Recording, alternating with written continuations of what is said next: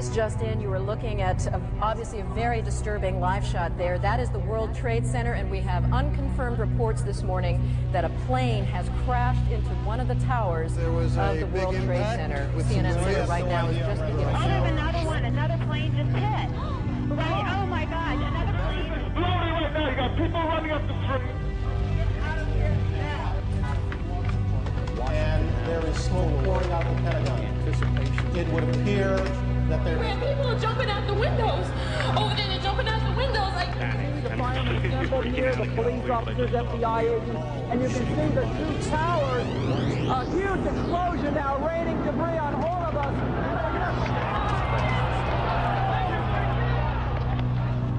Another plane has crashed, this one about 80 miles south of Pittsburgh.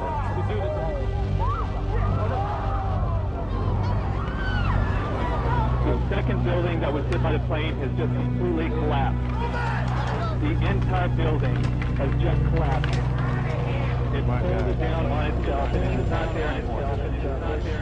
Just landing only a few minutes ago at Andrews Air Force Base, returning to the White House, getting ready to address the nation around 9 p.m. Never imagined was going to occur on his watch was to test his leadership qualities. Good evening. Today, our fellow citizens, our way of life, our very freedom came under attack. Immediately following the first attack, I implemented our government's emergency response plans. I've directed the full resources of our intelligence and law enforcement communities to find those responsible and to bring them to justice. We will make no distinction between the terrorists who committed these acts and those who harbored them. Thank you. Good night, and God bless America.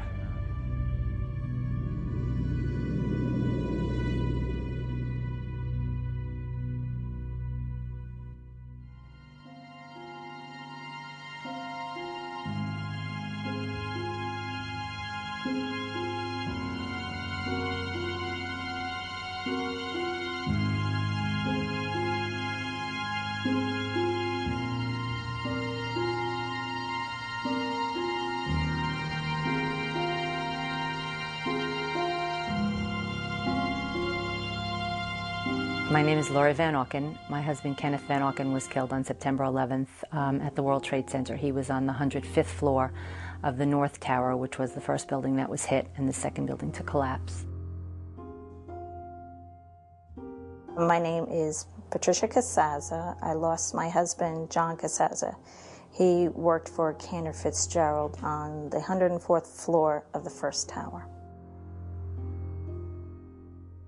My name is Mindy Kleinberg, and I lost my husband, Alan. He worked for Cantor Fitzgerald on the 104th floor of the North Tower. I got a message from him on the morning of September 11th saying that, I love you, I'm in the World Trade Center, the building was hit by something, I don't know if I'm going to get out, but I love you very much and I hope I see you later, bye. And I didn't make it to the phone on time to speak with him. I tried calling him back, and I was never able to reach him, so I never spoke to him again. I was actually doing laundry when I got a call from my husband. And he had thought that a bomb had gone off in his building. And by the time he had called me, he had checked all those avenues and said that you know, the floor is already filling up with a thick black smoke, and I don't think we're going to make it. He said, you know, I love you. Tell John that I love him, our son. On September 11th, 2001, 2,972 people from more than 80 countries were killed, leaving thousands of loved ones behind. While grieving continued for many, some began to move beyond their personal pain. My husband's service was in October, and then I think I went into angry mode, and that's when I started to question everything. I spent a lot of time on the computer. I started reading every single article that I could get my hands on. I mean, there was no sleeping at the beginning because We were grieving, it was hard to lay down, so I would spend all night just researching. I want to meet with the NSA, CIA, and the FBI together in one room. Out of the many who were researching on their own, 4 widowed mothers found each other. New Jersey residents Mindy Kleinberg, Patty Casaza, Lori Van Auken, along with Kristen Breitweiser, became known as the Jersey Girls. We became friends and like-minded. We all had questions. We all had questions, and we wanted answers. At the top of the family's growing list of questions, why had the U.S. military defenses failed to stop any of the 4 hijacked planes? The FAA alerted U.S. air defense units of a possible hijacking at 8:38 Tuesday morning. The last plane was reported to have crashed in Pennsylvania just after 10 a.m. That's almost 2 hours, you know, where planes were flying around the skies of the United States with no military response. Coming across an article in a Canadian paper, the Jersey widows learned it had been a routine for NORAD, the military apparatus in charge of air defense, to scramble fighters to intercept planes during suspected emergencies. Fatal accident involving a Learjet flying. The women recalled one such incident that was heavily reported in 1999. Just 25 minutes into the flight, controllers lost radio contact with the pilots, and an Air Force F-16 on a training mission was sent to take a look. Ultimately, 6 military jets gave chase. The plane was tracked by the FAA on radar. At high levels, the military, even the White House, discussed what to do.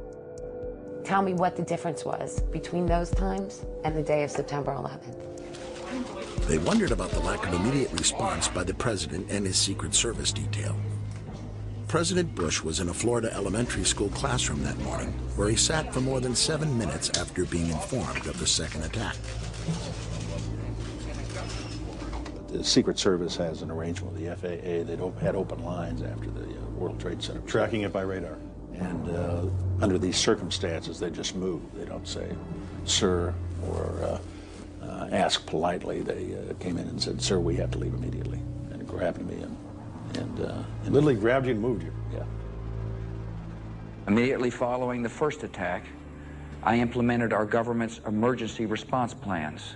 If people fell down on the jobs by not informing those who were in leadership positions, who had the power to do something, why were we not looking at what our protocols were there so that we could fix it going forward?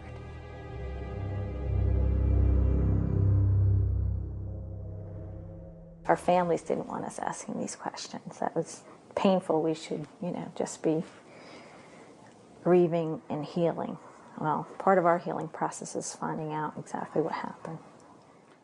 We really were looking for answers feverishly at the beginning, and there was very little information being put out through the major media that answered our questions. There were just more questions. Every time we would look into something, we'd have more questions.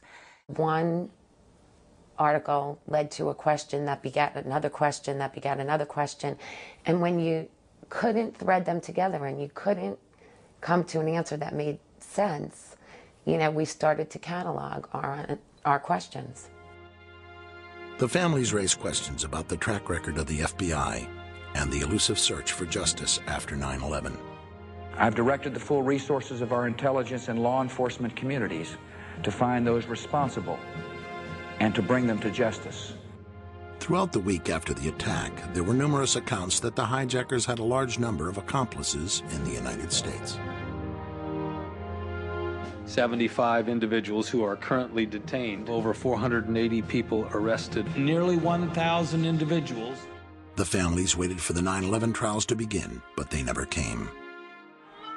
After the public spectacle of roundups, the Justice Department quietly let the suspects go, one by one.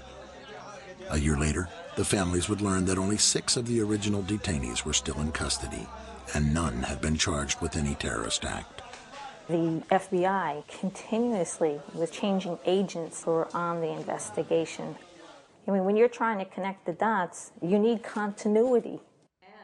Journalist Gail Sheehy spent months with the 4 widows. They wanted to find that more was done and was going to be done, but they kept finding that less was being done. We printed articles, copied them. By November, it had become the sense among most 9/11 families that an independent investigation would be necessary to do what the Justice Department and the news media seemed unwilling to do.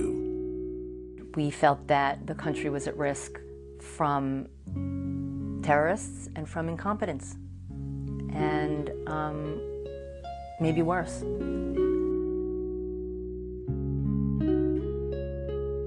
They'd get a little outside Washington, they'd stop at a red light, and they began wriggling out of their capri pants and putting on their nice little skirts and suits so they could go around all the offices of Congress, bedevil these members of Congress and say, what are you doing about this? Soon, a 9/11 Commission bill was being sponsored in Congress.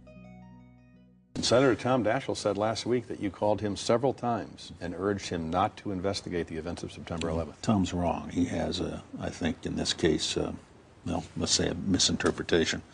He said on one occasion that the president asked him to do that at a breakfast meeting. Are you now saying that they weren't asking to block an investigation? Lori was an independent. Mindy was definitely a Democrat. Actually, Kristen and myself voted for President Bush in the first election.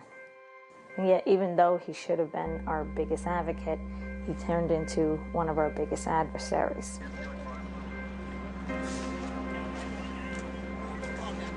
We still don't know what happened in those buildings. The Jersey widows were not the only ones seeking answers and becoming frustrated. In New York, Sally Reaganhard, who had lost her firefighter son Christian in the building's collapse, was forming the Skyscraper Safety Campaign. The 911 emergency tapes and recordings, plus 500 interviews done with the fire department right after 9/11. All that material has been withheld from the public. Sally partnered with widow Monica Gabrielle, who lost her husband Richard at the World Trade Center. Why did the buildings fall? How could skyscrapers just like crumble to the ground in 10 seconds?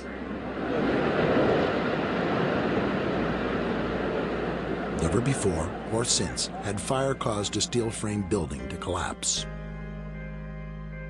World Trade Center Building Number 7, never hit by an airplane, also collapsed that evening.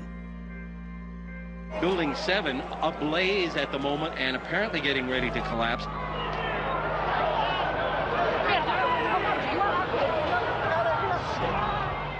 The largest structural collapse in world history, the largest loss of life on American soil since the Civil War, and not one governmental or elected official wanted to know why and how this happened.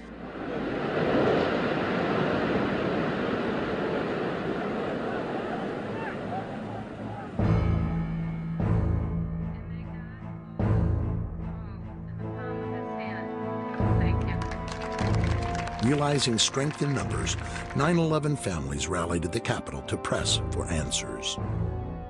We need a full independent investigation. We must ask the tough questions and seek out the difficult answers. We must, as a country, grow and be made stronger and safer by the bitter lessons learned on September 11th. We are asking you, America, to stand behind us. Please. I was terrified to talk in front of anybody. This is not something that any one of us had ever done before. The rally united once isolated families. Bob McIlvaine, who lost his son Bobby, came from Philadelphia to join the group. Being down Philly, it's like you're out of the loop. I was floundering by myself, just talking to people, trying to find anyone. That was the first time we all got together in a new direction to push for the commission. Sharing many of the same questions and concerns, a coalition of family members began to take form. Its goal, a formal investigation. Call your congressman. Tell them that you want to be safe. An investigation must not interfere with the ongoing efforts to prevent the next attack. Frustrated with the attitude of the White House and seeming lack of interest from the public, the family members began actively seeking support from the news media. And given the persistence of the media's focus on pain and suffering, it was not difficult for the Jersey widows to get their attention. You know, it was my private pain and my private story, and I really did not want to share that. But we made a conscious decision that we would start to say to them, okay, well, I will tell you about me personally if you talk about the fact that there's not an investigation. I'm joined right now by 4 women who lost their husbands in the attacks. Kristen Breitweiser is one of 4 New Jersey widows who lost. These women banded together after their husbands were killed, and now they're leading a campaign to find out exactly how did 9/11 happen. And finally, the media began to report on our activities, not just the activities of the administration. Forward to the president and the vice president going to both come in there. To go on any show is not easy, but you needed the public pressure in order to make anything happen in Washington. I mean, they need huge public pressure to move them. President Bush signed legislation today creating an independent commission to investigate the September 11th attack on America. Buckling under pressure, the White House was finally agreeing to a deal. But in a stunning series of revelations, it soon appeared that the White House was stacking the odds against an investigation it had not wanted in the first place.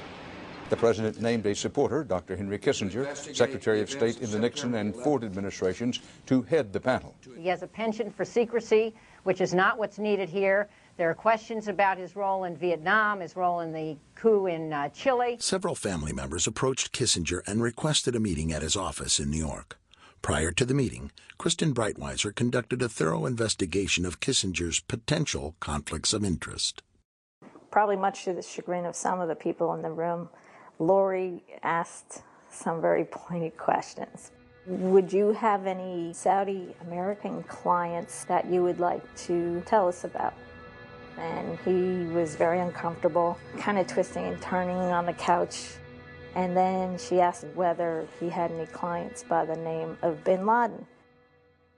And he just about fell off his couch. Former Secretary of State Henry Kissinger stepped down from the position Friday. We thought the meeting went well. I wouldn't want to be in the way of some of these families. I mean, they're... Kissinger was soon replaced by Tom Keene, a former New Jersey governor, and former Congressman Lee Hamilton, who had chaired the House Intelligence Committee. The remaining 8 commissioners were all former D.C. insiders and lawyers, evenly split between Republicans and Democrats. Remember, in the 90s, they spent $100 million investigating Clinton's sexual exploits. $100 million. And they first allocated only $3 million to investigate the murder of 3,000 people. The budget was eventually raised to $14 million, but the investigation was also given less time than they had wanted, a year and a half. To monitor the commission, leading victim relatives established the Family Steering Committee. The group provided the commissioners with hundreds of well-researched questions for which they expected answers.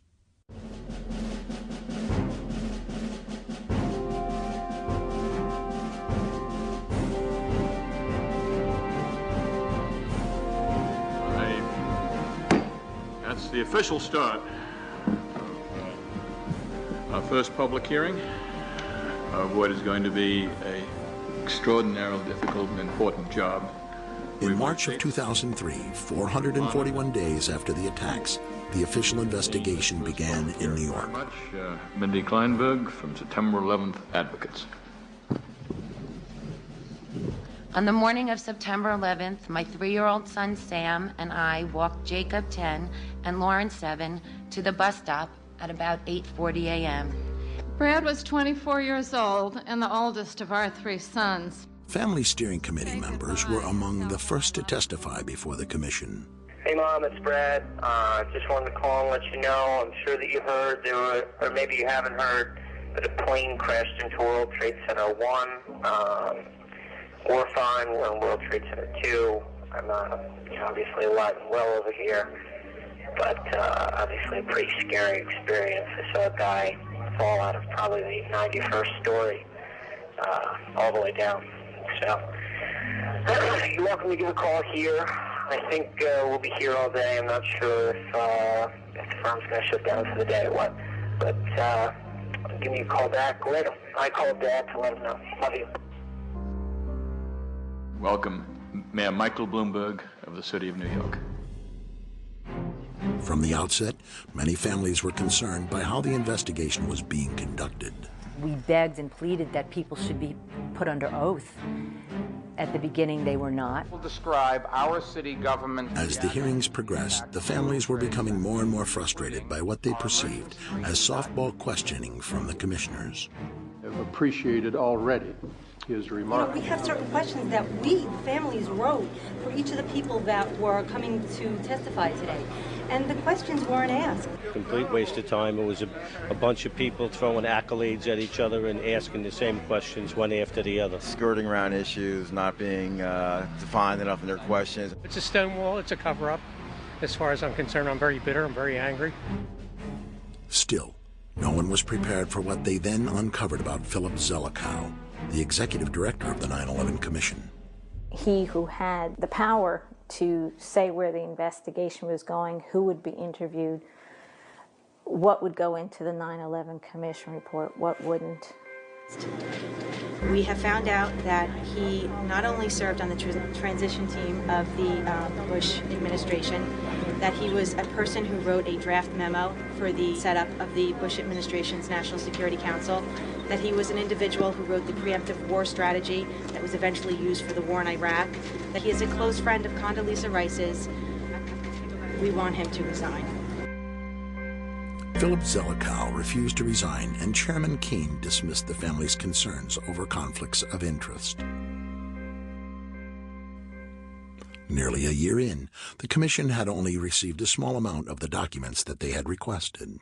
At this point, what we have is literally hundreds of boxes of materials that have come into the commission, and we have not sorted through that. They gave them boxes and boxes of documents, but not left pertinent documents out.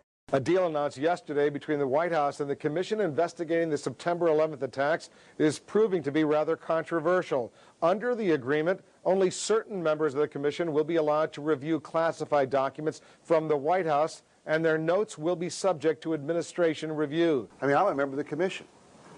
The president has said only a minority of the commission can see a minority of the documents, and then they have to clear what they're going to say to the rest of the commission with the White House.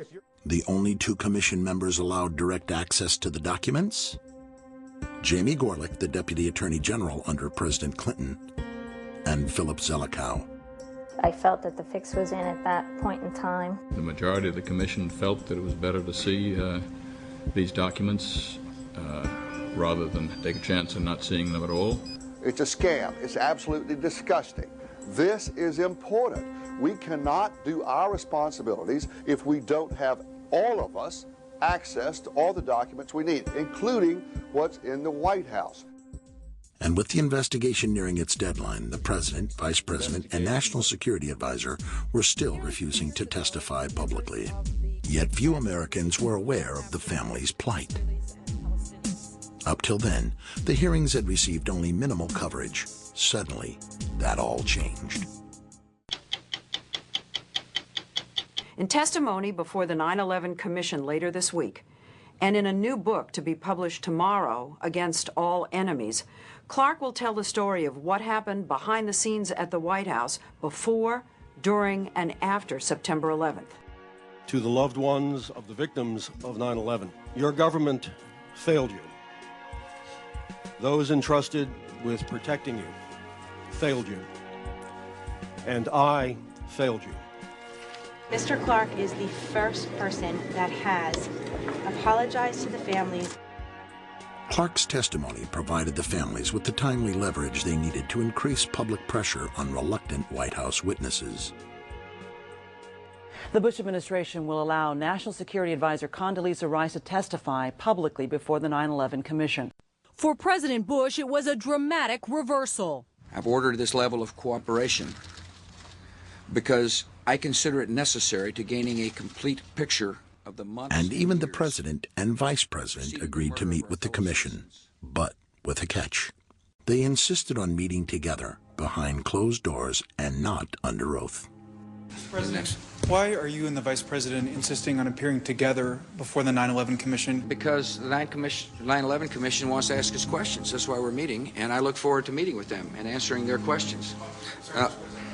Why you're appearing together rather than separately, which was their request? Because it's a good chance for both of us to answer questions that the 9/11 Commission is looking forward to asking us, and I'm looking forward to answering them. Let's see. We have to have one story, so I'll say part, and if I get it wrong, hedge a little bit and give me the next. I want to thank the chairman and vice chairman for giving us a chance to share views on different subjects. And they had a lot of good questions, and I'm glad I did it. I'm glad I took the time. What topic did the commissioners want to spend most of the time on? It's probably best that I not go into the details of the conversation. The President and Vice President of the United States, don't you think they should be able to stand up and speak their own words? They should go under oath. They should be, yeah, in public. Don't you think that the families deserve to have a transcript or to be able to see what you Adam, said? you asked me that question yesterday. I got the same answer, yeah. In July 2004, the Commission published its final report, the result in part of the family's 2.5-year struggle for answers. 2.5 million pages of documents. We've interviewed over 1,200 individuals, including experts and officials past and present.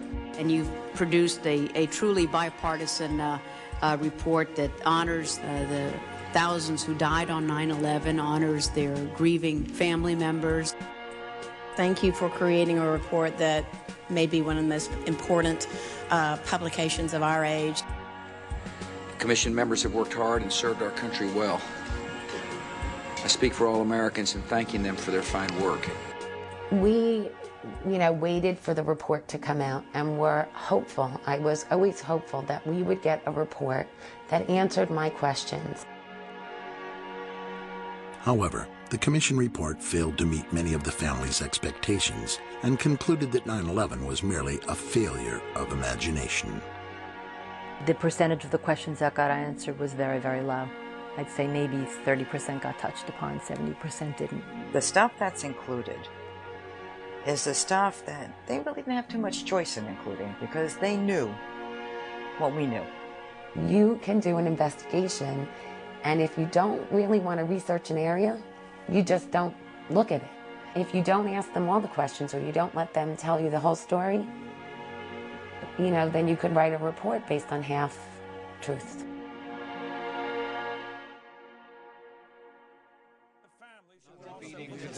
What is their feeling? Are the people who lost loved ones at 9/11 like the families of guys who were lost in Vietnam? They just can't get over it. Sometimes people try to become crusaders because they can't deal with reality.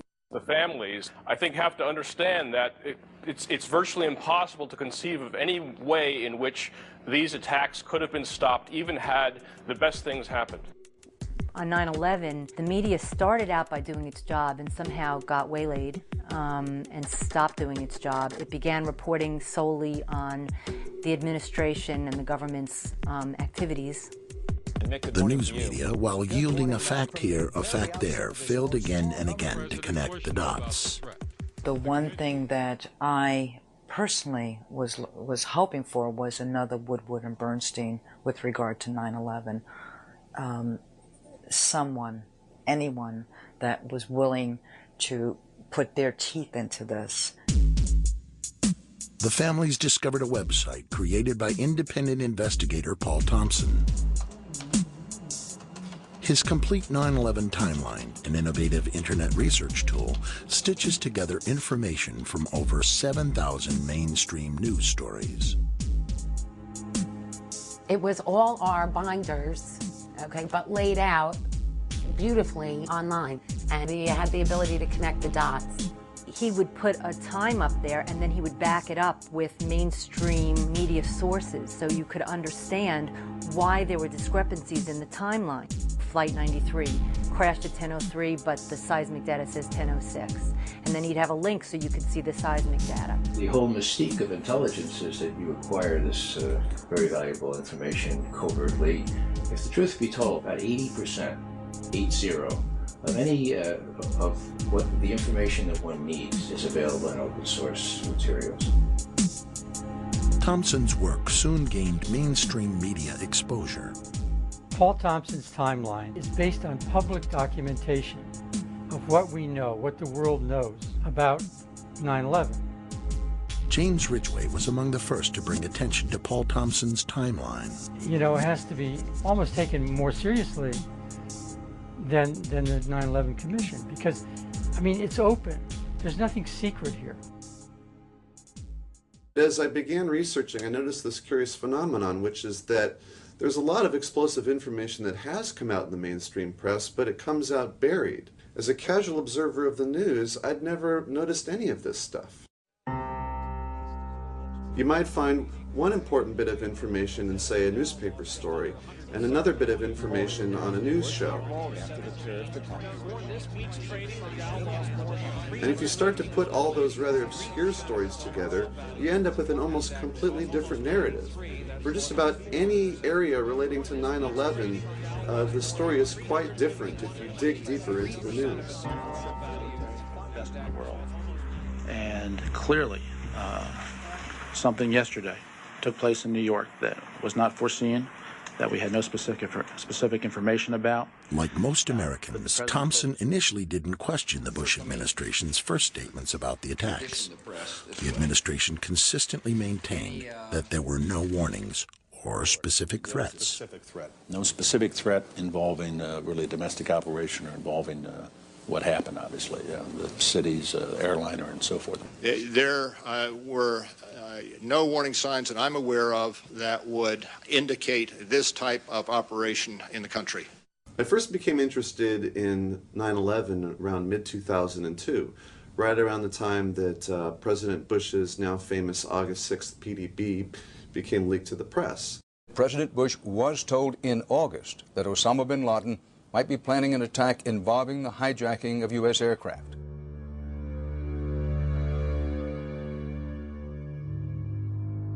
Dan, it was a revelation that the White House had no intention of making public, and officials spent the entire day in full damage control. I don't think anybody could have predicted that they would try to use an airplane as a missile, a hijacked airplane as a missile. Nobody in our government, at least, and I don't think the prior government that could envision flying airplanes into buildings on such a massive scale. His interest peaked. Thompson began to search for news stories that might help him determine exactly how aware the White House had been of al-Qaeda's desire to use planes as weapons. He was quickly able to compile a wealth of examples that any journalist should have been able to find. One of the earliest dates back to 1995. It was codenamed Operation Bojinka, a terrorist plot to use commercial planes to attack U.S. targets. Ramzi Youssef, the bomb maker responsible for the 1993 World Trade Center bombing, had fled to the Philippines, where police discovered his bomb factory. Youssef again escaped, but his accomplice was arrested and spilled the chilling plot.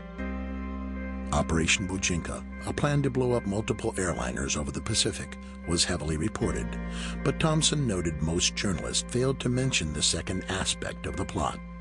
Only CNN International dug deeper into this story.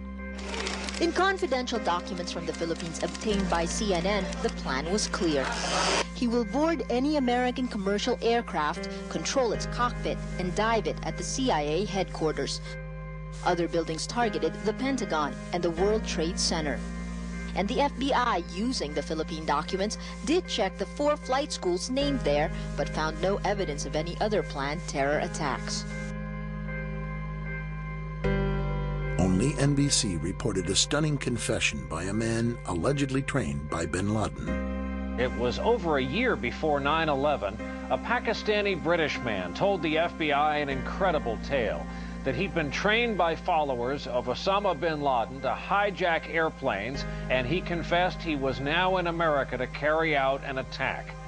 Khan was recruited into al-Qaeda at a British mosque, then flown to Lahore, Pakistan for hijack training in a Mach 767 cockpit before being sent to America, where he was told he would hijack a plane from JFK and fly it into a building. I told him before the 9/11 about more than a year we hijacking in America airline. Khan claims he got cold feet. Instead of meeting his contact, he slipped away, gambled away all his money, and in fear turned himself in and confessed. I've been to Pakistan. I know about this hijacking, something going on. NBC News has learned Khan passed not one, but 2 polygraphs. A former FBI official says Newark agents believed him, but word came from headquarters, quote, return him to London and forget about it. Access to this exclusive footage from NBC is now restricted. July 2001, according to 60 Minutes, Egyptian intelligence received a report that 20 al-Qaeda had slipped into the U.S. and 4 of them had trained on Cessnas. Now, to the Egyptians, pilots of small planes didn't sound terribly alarming, but they passed on the message to the CIA anyway, fully expecting Washington to request more information. The request never came. In fact, Thompson compiled stories about 14 different nations that had warned the U.S. prior to 9/11. You could have one story that comes out on the front page and another story that comes out on page B12. And what I found is that many times the story that comes out on B12 is more important than the story that comes out on the front page. March. Italian intelligence gave information to the U.S. based on their wiretap of an al-Qaeda cell in Milan. The LA Times and the Washington Post said the wiretaps warned of brothers going to the United States and a massive strike involving aircraft. August. According to Moroccan and French newspapers, an intelligence agent reported that bin Laden's men were preparing large-scale operations in New York in the summer or fall of 2001. The agent was then called to the U.S. to report this information directly. August. Britain warned 3 times of an al-Qaeda attack in the U.S., the final warning specifying multiple airplane hijackings. According to Britain's Sunday Herald, the warning was passed on to President Bush a short time later.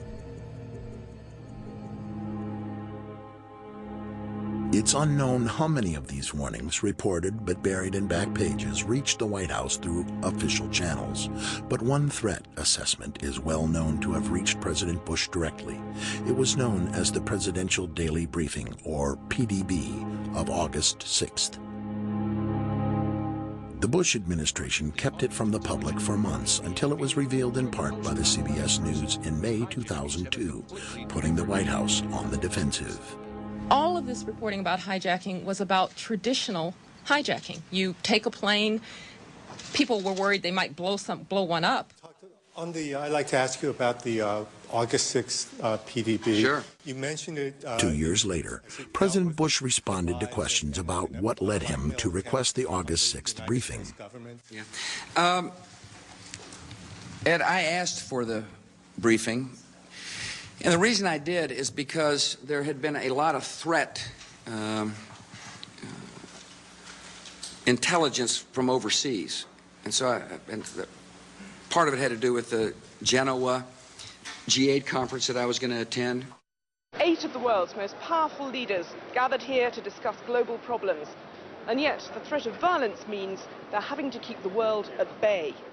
Just prior to the G8 summit, CNN.com reported the head of Russia's Federal Bodyguard Service has warned of a plot by terrorist Osama bin Laden to assassinate George W. Bush. The LA Times reported U.S. officials were warned of a threat posed from the air by commercial airliners. It's terrorists as well as protesters the Italian government fears, so anti-aircraft batteries were on standby at the airport.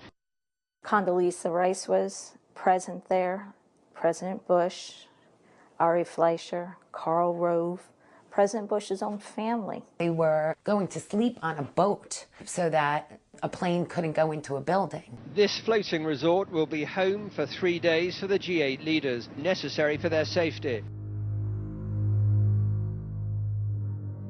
If the August 6 PDB was prompted by a threat from the air in Genoa,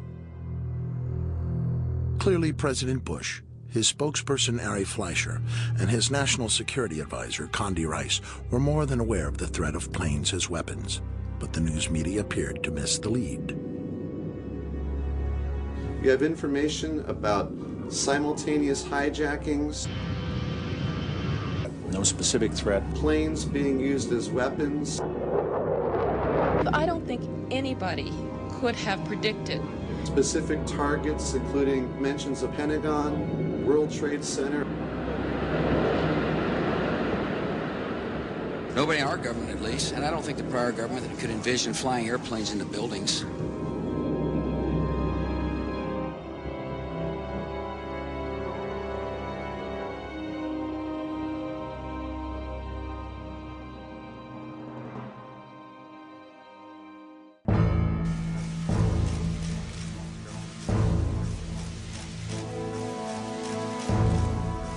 Dr. Rice, would you please rise and raise your right hand? You swear or affirm to tell the truth, the whole truth, and nothing but the truth. In April 2004, public pressure finally forced the White House to allow Dr. Rice to testify before the 9/11 Commission to answer questions about the PDB and the nature of warnings given the administration. The threat reporting that we received in the spring and summer of 2001 was not specific as to time, nor place, nor manner of attack. Almost all of the reports focused on al-Qaeda activities outside the United States. This sat in stark contrast to the warnings well documented in Thompson's timeline. What the August 6th PDB said, and perhaps I should read it to you. We would be happy to have it declassified in full. When she was testifying, one, Ben Venice was really trying to get into the nitty-gritty. Did you tell the President at any time prior to August 6th of the existence of al-Qaeda cells in the United States? First, let me just make certain. If you could just answer that question, first, because I only have a very limited... I understand, Commissioner, but it's Did you tell the important that I also address...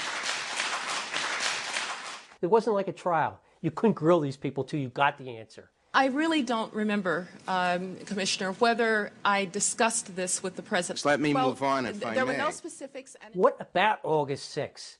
What did August 6th memo say?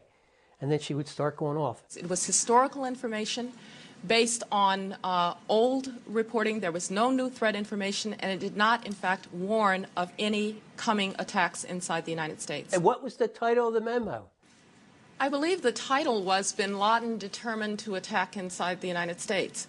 Now, the PDB...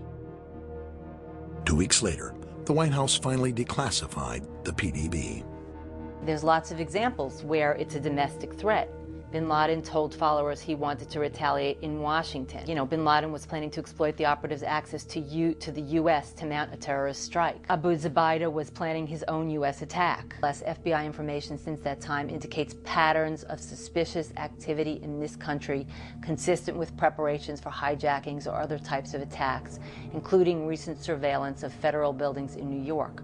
That's present tense and domestic. Ari Fleischer came out right after September 11th and said there were no warnings. I watched him tell me there were no warnings, okay? I want to know why nobody has gone back and said, what did he mean? Howard Dean recently seemed to muse aloud whether you had advanced knowledge of 9/11. Yeah. Look, there's time for politics. And, you know, it's time for politics, and, it's an absurd insinuation. The press has reported this one, that one, but they haven't really put it all together and said, God, how many different warnings did you get? How many different ways was this information coming at you? And why wasn't anything done about all these warnings? Why is the Attorney General of the United States doing all his air travel by specially chartered jet? The Justice Department cited what it called a threat assessment by the FBI and said Ashcroft has been advised to travel only by private jet for the remainder of his term. And on the night before the attacks, the president may have slept more soundly, knowing surface-to-air missiles were placed on the roof of the Sarasota, Florida resort where he was staying. Not a typical security procedure at the time. That same night, quote, a particularly urgent warning may have been received, causing some top Pentagon brass to cancel their scheduled flights the morning of 9/11.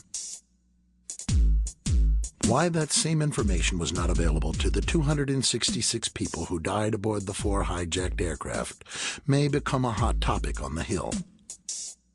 It never did.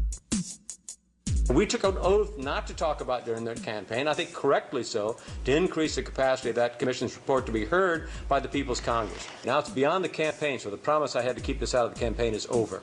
Mr. President, you knew they were in the United States.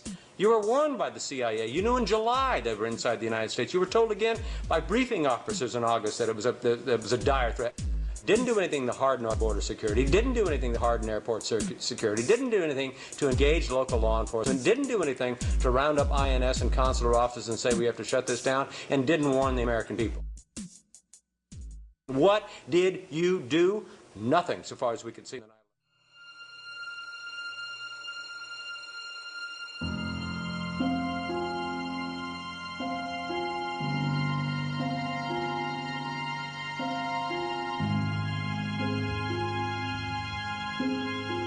The government first said there were no warnings.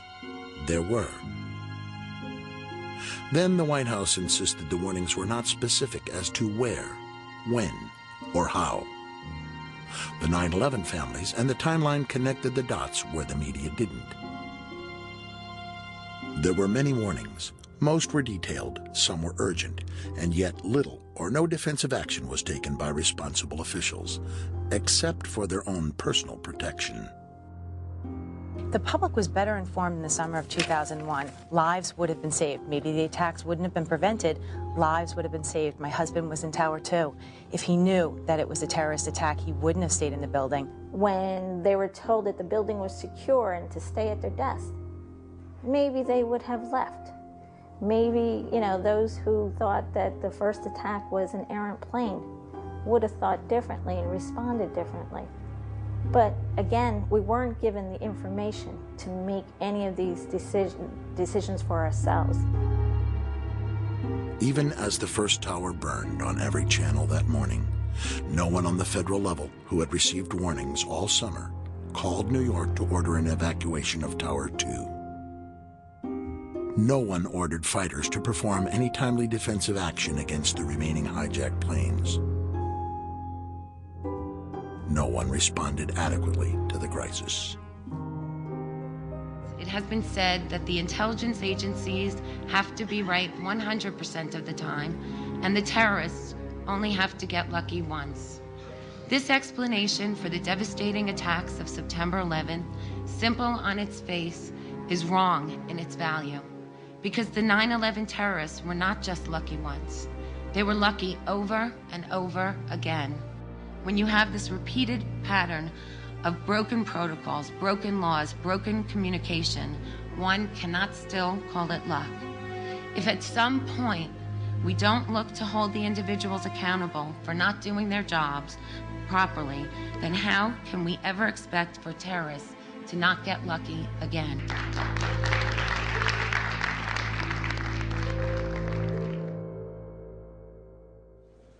Mr. Speaker, the President of the United States.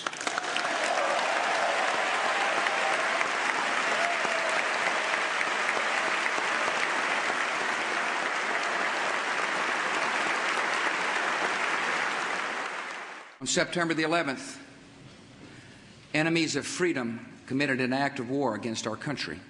And tonight, the United States of America makes the following demands on the Taliban.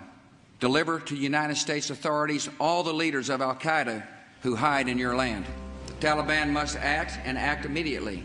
They will hand over the terrorists, or they will share in their fate.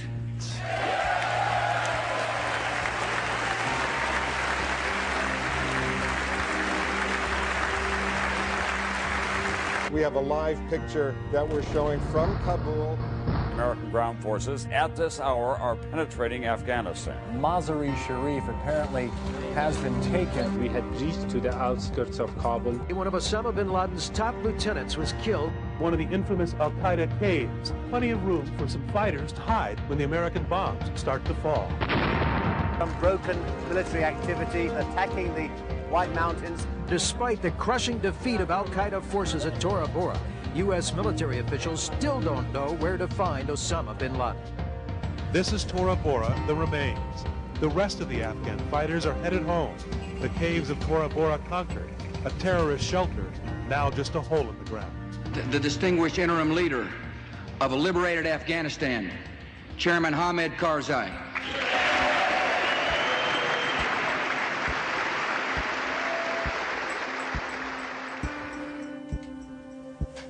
America's apparently clear military victory in Afghanistan was not so clear-cut to Paul Thompson.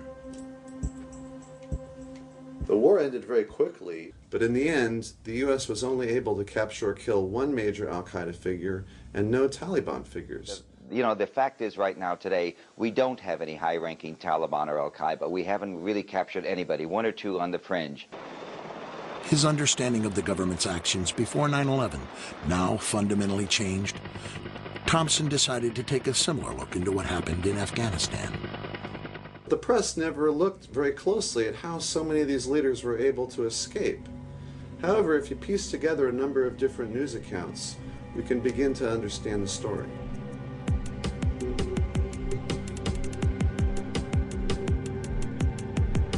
Early November, the London Times reported bin Laden's closest advisors all escaped in a late-night convoy from the Afghan capital of Kabul. An eyewitness reported, "We don't understand how they weren't all killed the night before, because they came in a convoy of at least 1,000 cars and trucks. It must have been easy for American pilots to see the headlights." By the 10th, bin Laden had joined the convoy in Jalalabad. An intelligence official told Knight Ridder newspapers it was obvious that this area was to be the base for an exodus to Pakistan. We were amazed that nothing was done to prepare for it. On November 14th, the Northern Alliance captured Jalalabad. That night, 1,000 fighters and a convoy of several hundred vehicles escaped again, this time with bin Laden, driving hours to the fortress in Tora Bora. The U.S. bombed the nearby Jalalabad airport, but apparently did not attack the convoy. November 15th, at the cave complexes of Tora Bora, an estimated 1,600 of bin Laden's fighters are now surrounded. The most important battle of the war begins. U.S. warplanes are keeping a close eye on mountain passes, and U.S. Special Forces are working with Pakistani troops on the border to block possible escape routes. While there were two main escape routes, Newsweek reported that the U.S. bombed only one. Using the other route, hundreds of al-Qaeda and Taliban, including senior leaders, escaped. In the wake of the attacks, eyewitnesses told Britain's The Daily Telegraph that they were shocked that the U.S. had surrounded Tora Bora only on 3 sides. Bin Laden walked out of the Tora Bora cave complex and into Pakistan with a number of loyal followers. Of course we're after Saddam Hussein, bin Laden. He's isolated. In August 2005, a story broke that gave Paul Thompson a missing piece of the puzzle. In an exclusive interview with Newsweek, the CIA field commander in Tora Bora during the invasion, Gary Bernsen, broke his silence. He explained that his intelligence operatives had tracked bin Laden to Tora Bora. Mr. Bernsen feels so strongly about getting this story out and getting his book published that he actually resigned 2 years short of retirement from the CIA in order to publish his book. At the time of this interview, he was required to speak through his attorney until the CIA cleared his book for publication. At various points in time, they did have, to my understanding, definitive intelligence as to his general location within Tora Bora. I can't go into detail as to the actual sources of the intelligence and the collection methods because those remain classified. However, we had Osama bin Laden essentially cornered in Tora Bora, and for whatever reasons, we did not do what was necessary in order to ensure that he did not escape. The goal has never been to get bin Laden. Obviously, that's desirable. It's interesting. I just read a piece by some analysts that said you may not want to go after the top people in these organizations. You may have more effect by going after the middle managers because they're harder to replace. Toward the end of the war, when all eyes were on Tora Bora, the news media missed another major story. Again, thousands of Taliban and al-Qaeda escaped without drawing U.S. fire, this time from the northern city of Kunduz. The Taliban's only stronghold in the region has all but fallen to the forces of the Northern Alliance. Once again, the door was left open for escape. Our side in that battle had the enemy surrounded. There were a reported perhaps 8,000 enemy forces in there. Oh, they had the cream of the crop of al-Qaeda caught. Journalist Seymour Hersh later broke this story in the New Yorker magazine, briefly sparking TV news coverage. And from there, all of a sudden, one night around Thanksgiving, in the middle of the siege, an air corridor was set up between Kunduz and northern Pakistan. And at night, Pakistani relief planes regularly flew through that corridor. It was a very orderly, organized thing that armed men would stand on the tarmac waiting for a flight that would come in, and then they would be taken out. As many as 4,000 or 5,000.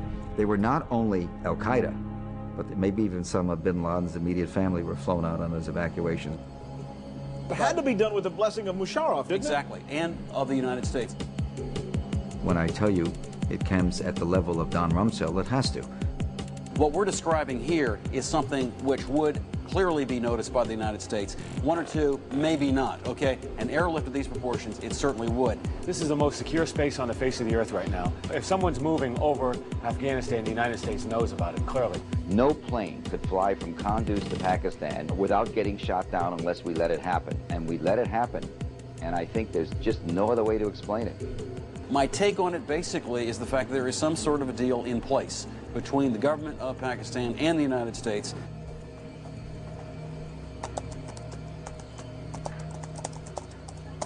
Intrigued, Thompson looked deeper into Pakistan. His timeline showed Osama bin Laden was reportedly last seen in Pakistan after escaping from Tora Bora. CBS News has exclusive information tonight. But thanks to an in-depth investigation by CBS, he also learned bin Laden was in Pakistan on the eve of 9/11. Bin Laden was spirited into this military hospital in Rawalpindi for kidney dialysis treatment. The military had him surrounded, says this hospital employee who also wanted his identity masked. They were saying that Osama bin Laden had to be watched carefully and looked after. We will make no distinction between the terrorists who committed these acts and those who harbored them. To better understand the ties between bin Laden and Pakistan, Thompson followed a timeline thread that began with covert Pakistan involvement in the Soviet-Afghan War 2 decades ago. In 1979, in the midst of the Cold War, the Soviet Union invaded Afghanistan. Throughout the 80s, the Soviets battled the Mujahideen, a group of anti-Soviet fighters that included bin Laden. The Mujahideen were backed by the Central Intelligence Agency, who hoped to give the Soviets their own costly Vietnam-type war. Rather than fund the Mujahideen directly, the CIA covertly channeled money through the Pakistani intelligence agency, the ISI. The Washington Post has published some of the definitive accounts of the conflicts. They helped create bin Laden and the roots of al-Qaeda during the Russian occupation of Afghanistan, when the American CIA and the intelligence services of Pakistan and Saudi Arabia created this group of people to fight the Russians in Afghanistan. Billions of dollars from the CIA and the Saudis were passed through the ISI to support the war. The strategy worked, and the Soviets were defeated. The Taliban are widely alleged to be the creation of Pakistan's military intelligence, the ISI. Experts say that explains the Taliban's swift military successes. Emboldened by their victory and the influx of weapons and cash, the ISI helped to install the Taliban and deepen their ties to bin Laden and his terror network. Because there's really no difference between an ISI training camp for terrorism and an al-Qaeda training camp for terrorism. You would have some people working for Al-Qaeda, and they would go off to an Al-Qaeda mission. And you had other people working for the ISI, and they would go off to Kashmir on one of their missions. Thompson wondered if ISI involvement in terrorism included the attacks of 9/11.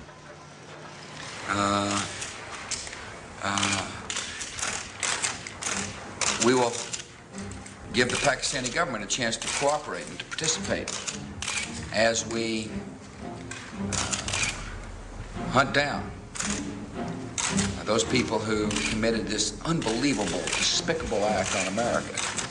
What I am told by senior administration officials is the Pakistani government has promised to, quote, fully cooperate. The dictator of Pakistan, General Musharraf, came forward. Within days of the attacks, Pakistan was hailed as a major ally in the new war on terror.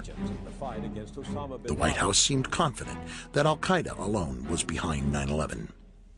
Will you release publicly a white paper which links him and his organization to this attack to put people at ease? We are hard at work bringing all the information together, intelligence information, law enforcement information, and I think in the near future we'll be able to put out a paper, a document that will describe quite clearly the evidence that we have. No, I think that there was just a misinterpretation of the exact words the Secretary used on the Sunday shows. I'm not aware of anybody who said white paper, and the Secretary didn't say anything about a white paper yesterday. You know, you're talking about actions in other parts of the world, and certainly you want the support of as many people around the world as possible. You know, I guess it seems as though you're asking everyone to trust you. I mean, logic tells you they couldn't have done it alone. This was a sophisticated plot. Bin Laden was not capable of doing this by himself and his group. So who was capable? Obviously, there has to be much more of an investigation in Pakistan. But on October 1st, the FBI discovered evidence linking the alleged hijackers and Al-Qaeda by following a money trail that ended at Mohammed Atta in Florida. Suspected hijacker Mohammed Atta received wire transfers via Pakistan and then distributed the cash via money orders bought here in Florida. A senior law enforcement source tells CNN the man sending the money to Atta is believed to be Ahmed Umar Saeed Sheikh. He reportedly is controlling certain aspects of the financial transactions of the Al-Qaeda network. Once a standout student at the London School of Economics, the British-born son of Pakistani parents speaks 5 languages. The story made news in every major newspaper. With 9/11 paymaster identified as an alleged Al-Qaeda moneyman, it seemed that the U.S. finally had its proof that Al-Qaeda was involved. The U.S. war on terror could now move ahead. But what most of his post-9/11 reports about Omar Saeed Sheikh had failed to mention was that at the same time Sheikh dropped out of the London School of Economics to presumably join Al-Qaeda. He had also joined the ISI. Arresting officer A.K. Jain says, under questioning, Omar Sheikh admitted he was supported by the Pakistan government's intelligence service, the ISI. He had told me that. He admitted to you? Oh, yes. And after his release, it was very clear that he was provided protection and safe haven in Pakistan with the direct support, with the knowledge, and obviously with the connivance of the Pakistani intelligence. Only 2 days after the invasion of Afghanistan, the Times of India reported the FBI discovered credible evidence that $100,000 was wired to alleged hijacker Mohammed Atta by 9/11 paymaster Omar Saeed Sheikh on the orders of the ISI director, Lieutenant General Mahmoud Ahmed. Had that been the head of the Iraqi intelligence agency, do you think we would have heard of it? You have to understand that Lieutenant General Mahmoud Ahmed was a key player. William Pepper is an international lawyer and consultant to the Pakistani government. Indian state intelligence came upon this transfer. It was then that the Times of India was able to get this information. And the FBI got involved in this whole situation because this was now becoming very public as a result of the Indian investigation. Though the evidence was never publicly disclosed, Indian intelligence claimed that the FBI had privately confirmed the story to them, and it soon made every major Indian newspaper. In the U.S., only a single news outlet even mentioned the allegation. The information was reported as an Internet-only story on the editorial section of the Wall Street Journal website. It had this cutesy title, but it contained this completely explosive information. After the Times of India story broke, Paymaster Omar Saeed Sheikh was no longer the apparent proof that al-Qaeda was the sole sponsor of the attacks. Instead, Saeed Sheikh, acting on the orders of the ISI, appeared to be the smoking gun of Pakistani involvement in 9/11.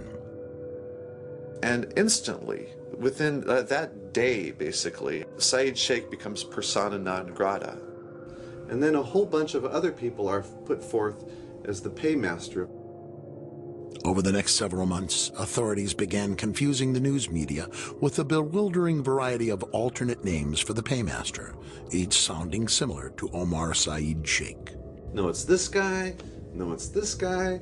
They keep changing the story about who the guy is, and it becomes hard to keep track. By the one-year anniversary of 9/11, Newsweek had concluded that the paymaster remains almost a total mystery. The 9/11 Commission would ultimately conclude that the question of who financed the attacks is of little practical significance. And in my opinion, it seems to be a bunch of smoke and mirrors to try to really hide the fact that there's money coming from the ISI going to the hijackers.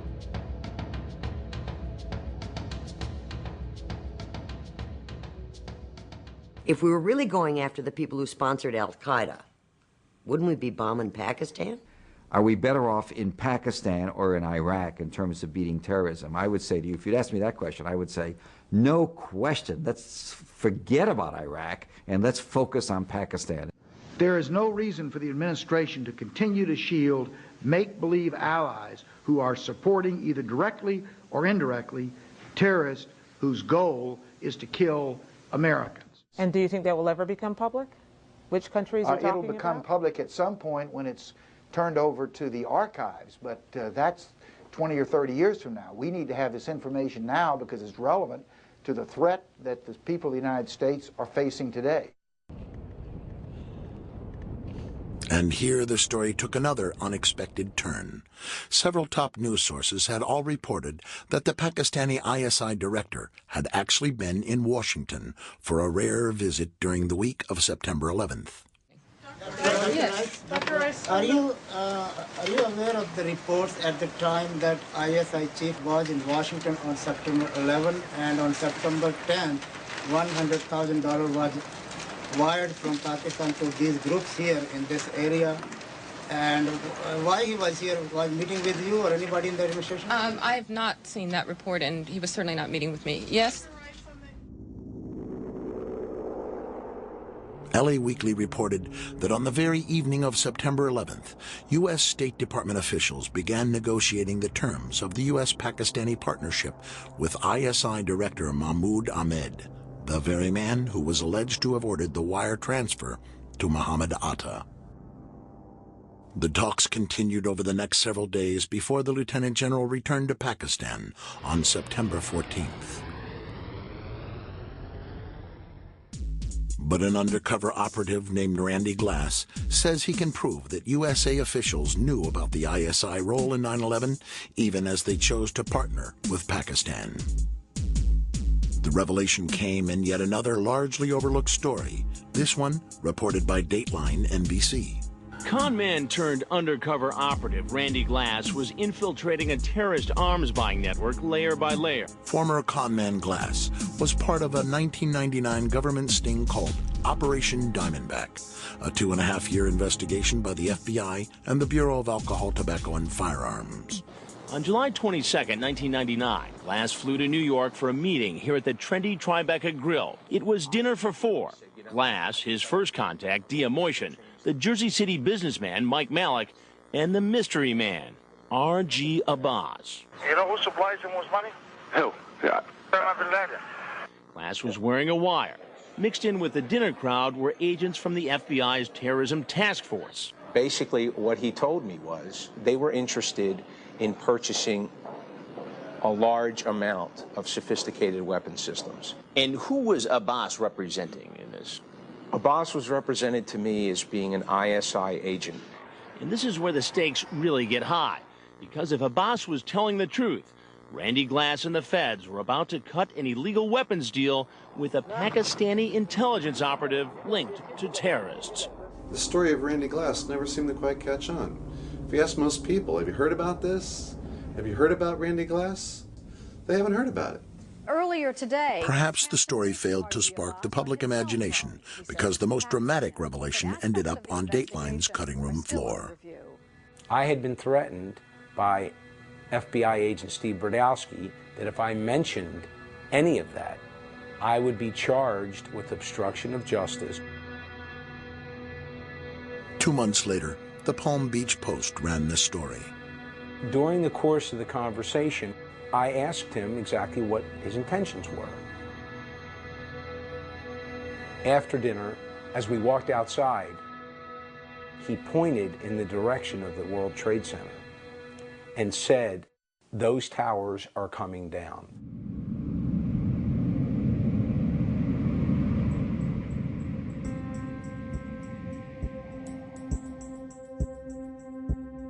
I'm not suggesting from this that Pakistan is the quote-unquote solution to 9/11, because it's not.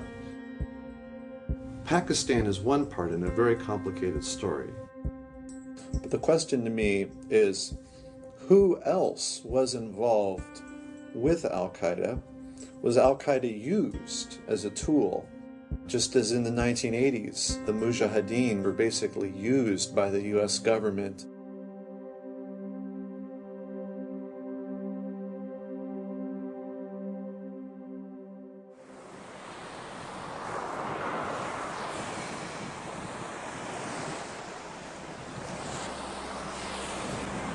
In August 2004, after the 9/11 Commission had disappointed so many of the families with its report, Paul Thompson's completed timeline was published as a book by HarperCollins.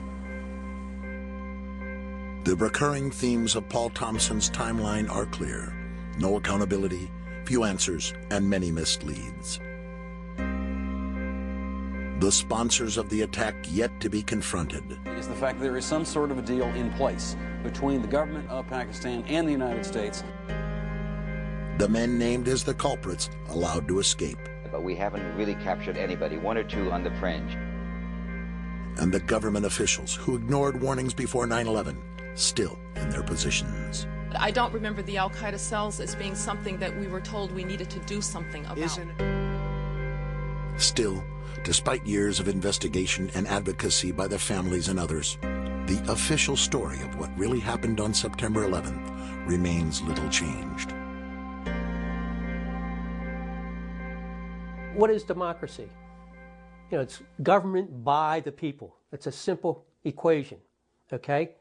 The biggest part of democracy is the media. They have to hold everyone accountable. You know, it would be impossible as a citizen to be up and informed on every single topic because it took us thousands of hours of research in order to be informed enough to ask the right questions here. And that's where you need media, because you know what?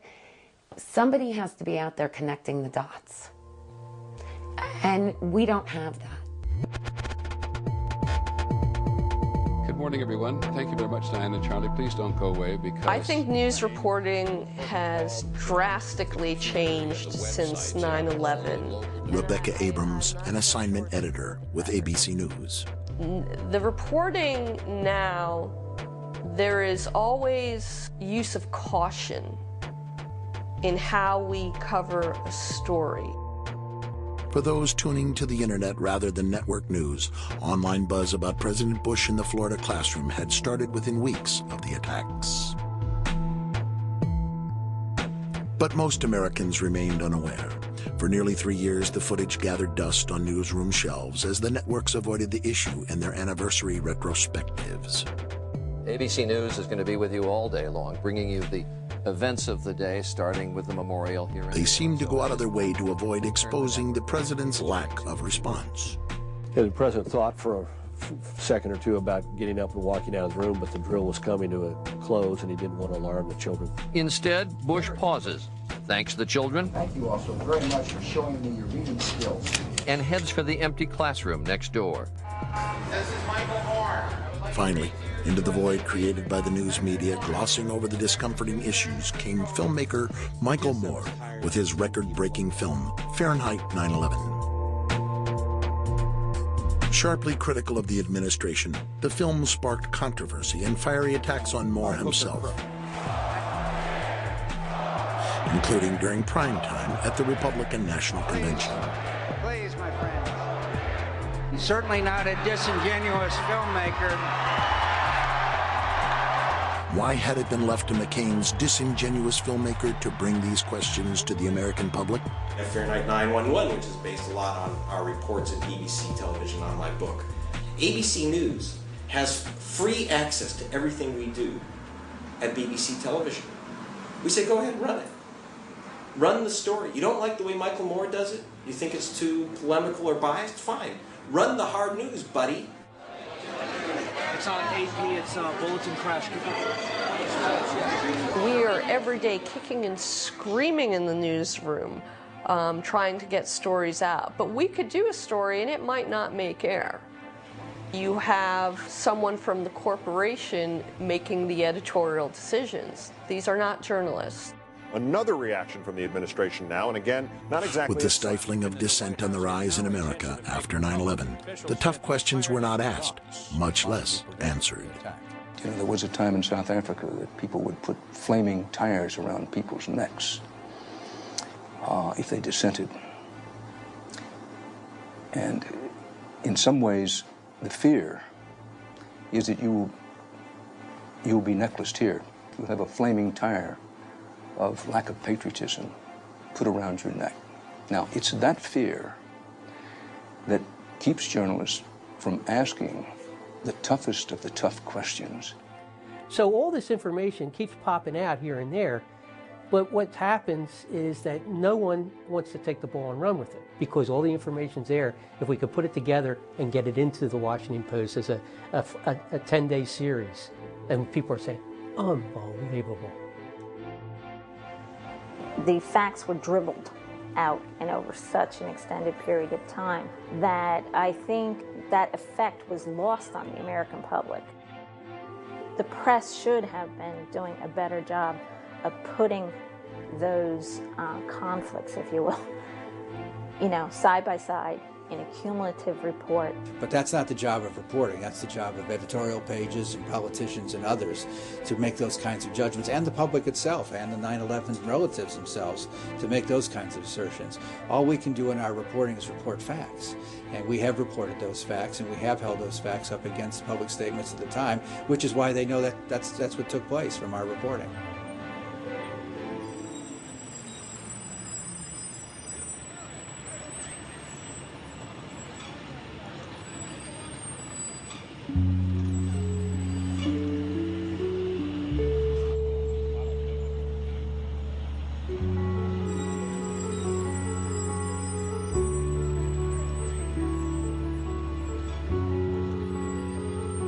This is a scandal of tremendous proportions. It makes Watergate look small. But there's a strange lack of interest of people both on the left and on the right. Nobody seems to want to uncover the truth and just follow leads wherever they may go, because I think that goes to a lot of really damaging places. Maybe we shouldn't have questioned whether or not President Nixon had any involvement in Watergate. Maybe we should have just accepted that story. Maybe we should have accepted the story that President Clinton had no involvement, had never had sex with that woman, Miss Lewinsky. So just because it's the official story of record does not mean that we should not delve further and to see if really that is the actual story. Yes, they lied. They all lied, whether consciously or unconsciously. It happened. Now we need to look into why they lied and what were the results of those lies. We can't have these wars, reorganize our way of life, based on a false understanding of what 9/11 was. We have to go beyond the myth and get to the truth. We have to know. We have to. 9/11 was the biggest don't ask, don't tell. And if it wasn't for the families, we wouldn't have anything. And that's very frightening. We had to take this tragedy and do the best we could with our lives and with our country to try and make the people that are supposed to protect us do the right thing. What I really wanted to happen here is for my children to feel safe. I could have cared less who was in office. I wanted the truth, and I wanted what was wrong to be fixed. What we're left with after our journey is no answers, no accountability, and I've wasted 4 years of my life trying my damnedest, along with the other family members, to make sure this never happens again.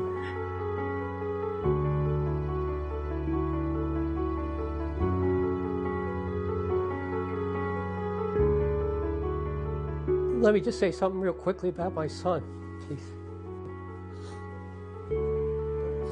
On the wall in his room, it said, "Knowledge is power." I am only doing this for one reason and one reason only, to carry on his legacy. I'm so pissed off at the American people. I'm so pissed off at this government because of this cover-up.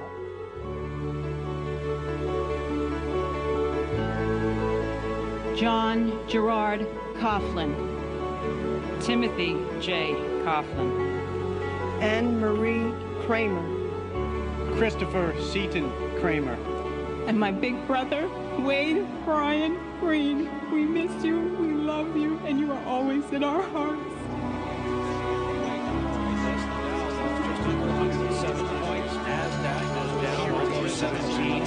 For this week's trading, the Dow lost more than 351.3% of its overall value. NASDAQ was off almost 93. That's more than a 4% drop for the week. We'll take a break here.